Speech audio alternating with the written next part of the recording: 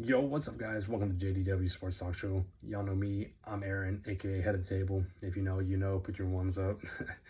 Usually, you see me with my co-host, my good friend DJ AB Cool, but he's currently out of town, away from his home. He's on a business trip, so I hope he has a safe travel, going over there, having a great time, and coming back home safe, just so we can hop back on, do what we do, talk about what we want to talk about on the Rival Podcast Show. So I'm taking over as a solo video for Texans sports-wise because of him being gone. So there's no Rival Podcast Show this week, just a solo video for Texans, speaking Texans, with all the moves we made, the cuts we've made, the trade we made, just anything that further improves and moves onto the upcoming season, to where we know these moves will make differences on this season coming up. Like, a key move that was made was cutting Shaq Mason, which actually saved us about 9.8 mil in cap space, which was great for the money for free agency to use in case we need to use it for any acquisitions. But honestly, I'm glad I'm not just me myself, but I know a lot of the Texas fans are glad that we cut Shaq Mason. He was a liability. He did not do his job. He honestly played worse than Kenyon Green, and that's saying something. So the good thing, though, is that we are solidified on who we know will be on that line, from Tunzel at left tackle, Titus Howard at left guard, either Juice Scruggs or Jared Patterson at center. Right guard, that's the key position that's open, and I hope we can acquire somebody, whether in free agency, trade, or the draft, that is a stud, hopefully, that can play that right guard position. And that right tackle, the young rookie who played last year, Blake Fisher, who really did a great job, and I feel if we can find somebody like him for the right guard position, we'll be in good hands, especially to protect CJ when he needs more time compared to what he had last year, which was just abysmal with how much time he had in the pocket last year, where he was, honestly, I believe, like second in sacks in the NFL. I think about like 12 less than Caleb Williams, which that's just terrible. Like, we cannot do that. We need to solidify that offensive line to protect CJ, give him the time he needs, because the way the offense looked, due to the offense last year, we were not explosive. We were not great. Joe Mixon had to make his own plays half the time when he ran the ball. So, yeah, well, hopefully with Nick and D'Amico, hopefully we can acquire somebody at that right guard position that can do, I'm sure, a better job than Shaq Mason. A couple of restructures that happened this week as well was Nico Collins. He got his contract restructured, clearing up about $9 million cap space as well, which I'm glad, because that just shows how much of a team player Nico is, and knowing that Nick can talk to him, being like, hey, let's restructure your contract. And Nico's just like, all right, let's go ahead and do it, because I know Nico wants to be in his mindset like, okay, we do this, and we're going to acquire somebody. We're going to have the cap space and money to pay somebody, or even go ahead and pay Derek Stingley the contract he's deserved for how he played last year, being a great corner. And another restructure we made was with Aziz Al-Shaair, clearing up $6 million cap space. So, it's great that we cleared up that. It's great that we cleared up that much money in cap space for him with the restructure. So, this team is just great with Nick talking to each player that he knows he can make a restructure with. I kind of hope he can make a restructure with either Tunzel or Titus, because that would even help way more with clearing up some cap space to go into this, not even go into, but still be in this offseason, making the moves that he wants to make with this money that he was able to restructure, So I hope that we can make more restructures happen. It doesn't have to be no big money. It doesn't have to be no clearing up this much and this much, making players lose their money, because, I want to see players get their money because they deserve it. But it's where, if they know it'll help their team acquire this player or that player, or do something for the good of the team, then it's like, that'll be great if they just go ahead and say, yeah, let's restructure my contract, which, I feel that'll be the best possible moves made. What is restructuring first and go and acquire talent. And then just on Thursday, after all the trade rumors were out there, from DK to Debo to, any receiver, even though Debo was traded last week, but it's just the interest of the Texans were, the interest of trades that the Texans were in.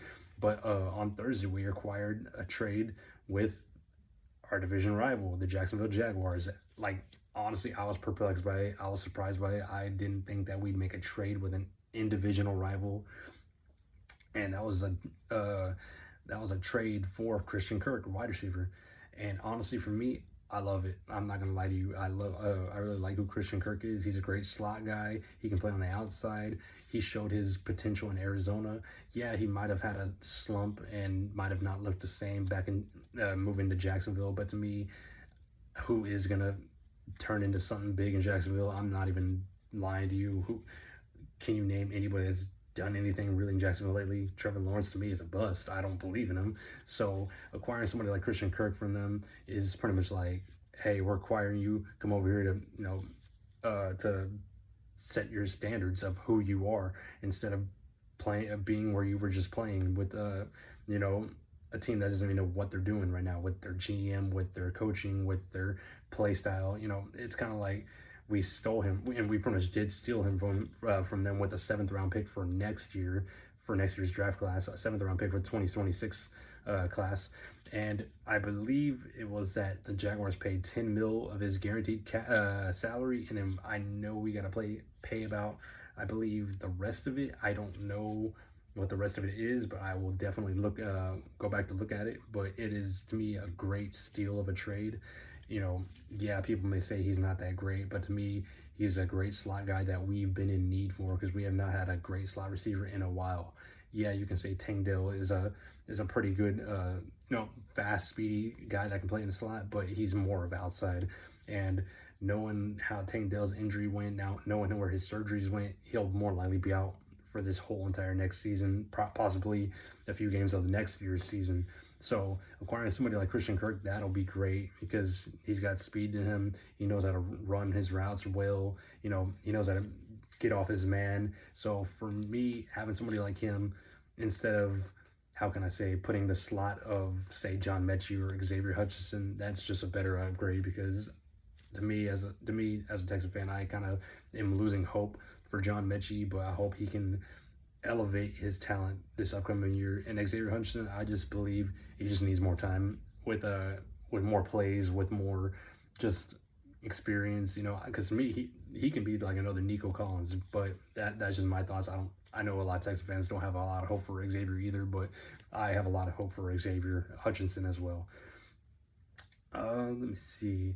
And aside with the trades, something interesting was that the Texans were interested in DK before the Christian Kirk trade, but they pivoted to the Christian Kirk trade because of the money that DK would want, which was about $30 million, and currently we do not want to pay that much for him with the money that we've got now. So me, I really would love to have DK on this team. I really would, but especially with Nico Collins on the other side, 2 big receivers, then you have Christian Kirk running the slot. You know how deadly that would be with especially Joe Mixon on the back, Dalton Schultz, Brevin Jordan, Cade Stover at the tight end position. Like, that would just be a deadly offense with CJ at the helm. But we'll see what Nick decides to do with that. But I believe the DK trade rumors will be over with because I know a lot of other teams will definitely pay what DK wants, but I know DK was eyeing the Texans because he wants to play for a contender, but and I know he was just eyeing them because he knows what's going on over here. But we don't know what will happen. That'd be crazy if we somehow did make it work to trade for him, pay him. For me as a Texans fan, that would just make my day way better. But I don't think it'll happen currently, but we'll see as it goes. We'll see as time goes, as the draft comes up. And I know we will not be re-signing Stephon Diggs. I just don't believe we will. I believe that the Texans have just said, just go on your way, go find another team, because the money, we just don't feel like paying him the money that he's asking for, and because of his age and his injury, especially coming off his latest injury with ACL. So yeah, I'd rather keep going younger, more aggressive, more just more healthier, instead of paying the money that Stephon wants. So we'll just move on away from him. It was kind of a disappointing year for having him, so it's kind of like, well, in the end, I wish we didn't trade for him if we knew what we knew now of the injury, of the play, of how the season went offensively, But moving on, the one thing I mainly wanted to talk about as well is with that top pick in the first round of the draft, and that's our pick at pick 25. And I've got 3 players that I wanted to talk about that I hope the Texans keep their eye on, and hopefully if they're there, they pick them, And I'm gonna go from 3 to 1 of who I feel I want, from 3 to 2 to the main person I want, So the third player I would not be mad at is drafting Tyler Booker from Alabama, guard. He's 6'5", 325 pounds. To me, I've heard so much from him, from my Texans Discord that I'm in. He's a great guard. He's elite with his arm. From what I've written down, he's elite with his arm length for an interior guard. He brings violence as a puller, which we need definitely, especially when it comes to the run and pass game. He rarely disengages from his block. He's great at awareness against the stunts and twists, which, coming from, when guarding the defense tackles, the nose tackles for the defense, we know the stunts and twists are what kills a lot of guards nowadays. And, bringing in somebody like Tyler Booker, you'll get your best from him. Coming from Alabama, he's going to play well for D'Amico. Pretty much the Alabama Texans at this point. So, hopefully if we draft him, he'll come in, be who he needs to be as a first-round pick, start immediately, and make his presence known. And I believe we don't have to trade up for him. I believe, honestly, if we wanted to trade down, I probably feel like he'd fall down to us if we traded down. But if we stay still at pick 25, I feel he'll fall to us. But we'll see as the draft comes up. Once all the names go up, we'll see as who's there, who's not. And on my second player, it is Matthew Golden from University of Texas, the wide receiver. He's 6 foot, he's 195 pounds, and he's from actually U of H, and he transferred to UT, and he made his presence known in UT. I wrote down his stats too. He had 58 receptions and 987 receiving yards, 9 touchdowns, with his receiving average of 17. And honestly, the way he played this year, the way Texas looked this year with Matthew Golden at the wide receiver position, whether he played outside, he could play slot. Honestly, he's like Christian Kirk, play the slot, play the outside, because of his speed, because of who he is. He can do so much. What I wrote down was his separation at the top of the routes, his acceleration after the catch, his understanding of the route tempo, whether the D is in man or zone coverage, which we definitely need. We need those type of players that can just escape any route, make their presence known on the field, get open, have CJ just dump it off to them and make those yards. The run after the catch, the acceleration for no defender to catch you, especially if you have that speed. And when it comes to somebody like Matthew Golden, he could possibly fall to us, or I feel we might have to trade up a few spots for him. But to me, I feel he could possibly fall to us if given that every other team goes after different positions, which I know they will, but we'll see, because I know there's a lot of wide receiver stocks coming up. It's the draft, so a lot of receiver stocks are going to go up because of the combine, because of who they work with, because of who they're getting coached by, of who they're working with wide receiver wise. Say they're working with CeeDee Lamb, or say they're working with Justin Jefferson. A lot of that stock goes up because of who they're working with. So teams are going to think, oh, maybe they can be the next him. So I believe Matthew Golden could possibly fall to us, but if we got to trade up for him, I feel we don't have to trade up too high for him, and we don't have to give up too much. But like I said, we'll see as it goes. And my number one, which a lot of Texas fans will say is their number one as well for that top 25 pick, is Emeka Egbuka, who is just the deadliest receiver in this draft class, what I believe. He's 6'1", he's 205 pounds. He's from the Ohio State, and you already know who's from the Ohio State. Our boy C.J. Stroud right here. And just coached under Chip Kelly, coached under Ryan Day. You've seen his play. You've seen who he is. He's going to be the deadliest receiver in this. I feel he'll be even better than last year's wide receivers draft class. So coming into this season, getting off the season, he had 81 receptions, 1,011 receiving yards. He had 10 touchdowns and his receiving average is about 12.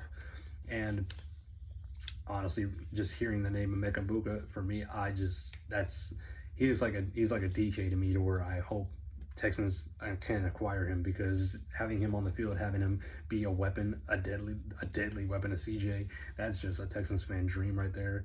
And if we can acquire him, that'd be like put us as a contender for the Super Bowl, because we know if he steps in day one, he'll be great.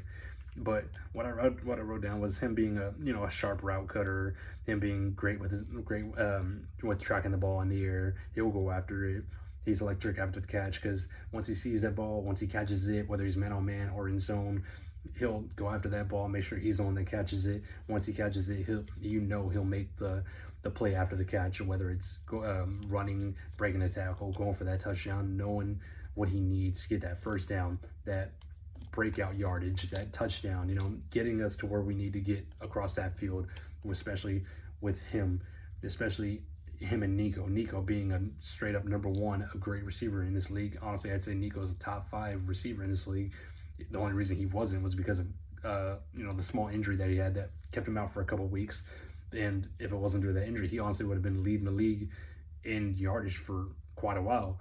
But having somebody like Nico, having somebody like Christian Kirk, having somebody like Ibuka, that's just a triple crown of receivers that anybody would love to have, So, but with Emeka Ibuka, honestly, with him being who he is, it sucks. But I know we'd have to trade up for him like high.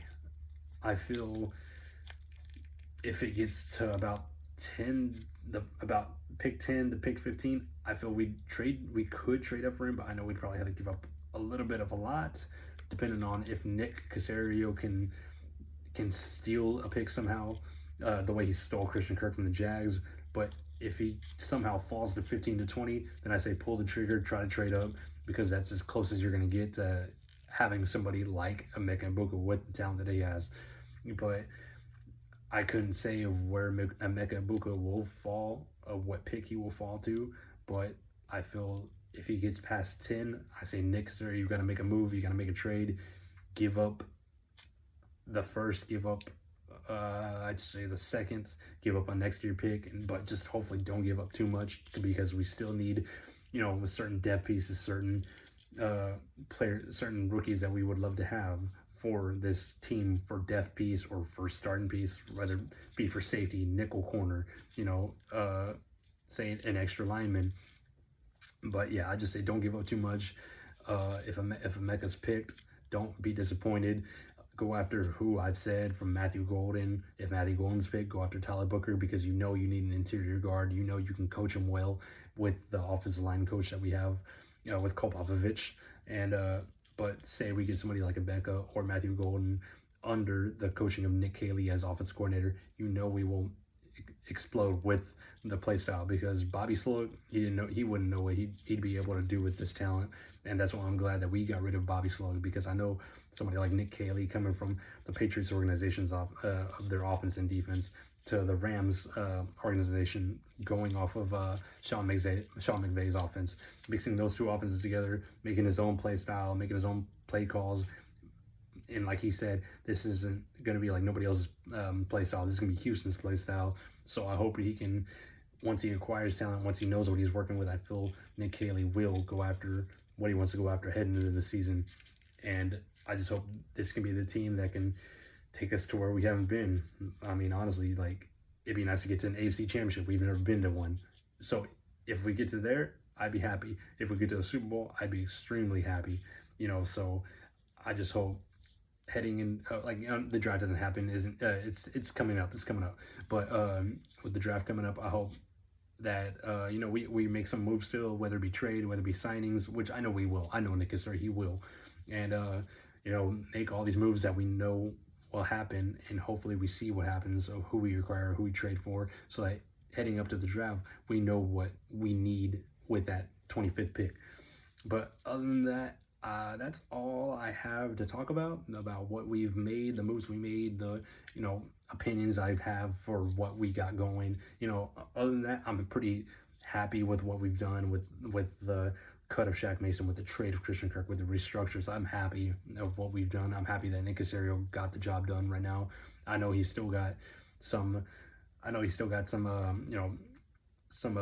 can I say, some ideas in his head of what he wants to do with this offseason, because we're still early as hell in this offseason. So I hope he's still got some mindset on what he knows what he's going to do.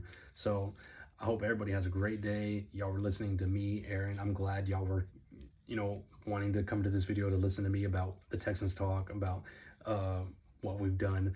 Next week we will be back on the Rival Podcast Show with my brother DJ AB Cool, talking Colts, talking Texans. And other than that, like we always say, y'all are listening to JDW Sports Talk Show. I thank my brother JDW for giving me this opportunity to work on this show, and I would do my best every single week, talking about football, talking about Texans, talking about anything that y'all want to talk about.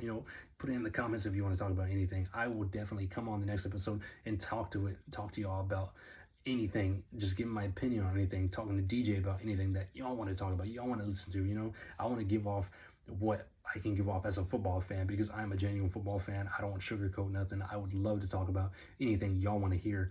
So definitely, share this video, talk about it, put it in the comments on what y'all want to talk, what y'all want to talk about. So definitely bring up this, let's bring up this channel to where it needs to be. We will definitely work with y'all, and we would love to have every single one of y'all a part of this channel.